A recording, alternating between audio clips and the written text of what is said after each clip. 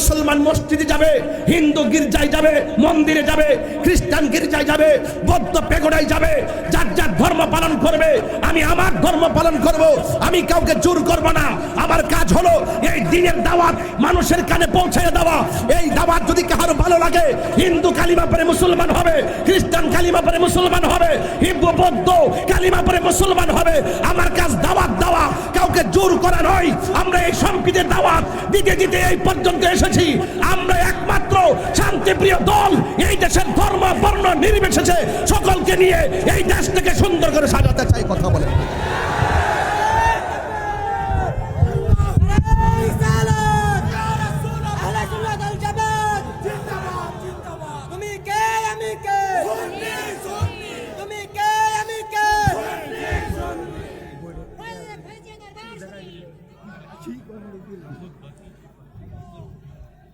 আল্লাহু আকবার জোরে বলেন।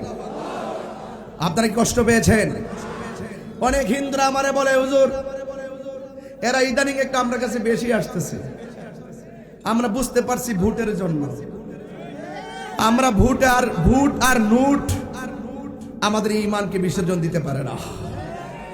নোট এবং ভোট স্বার্থের ভোট, ক্ষমতায় যাওয়ার জন্য, চেয়ারে যাওয়ার জন্য, নিজের দেশের অস্তিত্বকে জলাঞ্জলি দিয়ে, নিজের ব্যক্তিত্বের অস্তিত্বকে জলাঞ্জলি দিয়ে, নিজের ধর্মকে জলাঞ্জলি দিয়ে আপনি ভোটে যাবেন, ওই চেয়ারে যাবেন যারা নিজের ব্যক্তিত্বকে নীতিকে বিসর্জন দেয় অর্থের কাছে, এবং যারা কুরআন সুন্নাহর কথার অপব্যাখ্যা করে ক্ষমতা যাওয়ার জন্য যারা বিভিন্ন কৌশল অবলম্বন করে। আমি তাদেরকে ডাকইন কণ্ঠে রংপুরের জমিনে বলতে চাই, আহলে সুন্নাত ওয়াল জামাত এবং বৃহত্তর সুন্নি জোট একটাই কথা বলতে চাই, আমরা এই দেশের ভিতরে যারা ইসলামের অপব্যাখ্যা করে চেয়ারে বসতে চাই, যারা ইসলামকে কলুষিত করে চেয়ারকে বসতে চাই, আমরা নিজের নীতিকে বিসর্জন দিয়ে যেই চেয়ার আমাদেরকে ডাকে সেই চেয়ারকে আমরা লাথি মারি।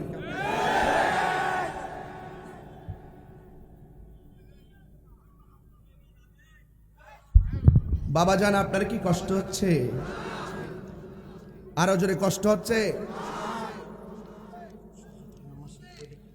আমার একটু কষ্ট হচ্ছে, কারণ আমি তো সোজা এসেছি আপনার স্টেজে। কথা বলেন ঠিক কিনা? গত রাত্রে 2টা প্রোগ্রাম করে আপনাদের রংপুরে এসে আপনাদের মহব্বত দেখে খুদার কথা বলে গেছি। এরপর আবার আমার লাইফ পার্টনারকে ডায়মন্ডের গিফট করা হয়েছে। আজকে তো বাড়িতে যাওয়ার পরে অনেক ধরনের কথা বলে তারপরে এটা সারপ্রাইজিং করবো ইনশাআল্লাহ। তুমি আসো কেন? তোমার কি 12 বছর পূর্ণ হয়েছে? তাহলে তুমি আসলে কেন?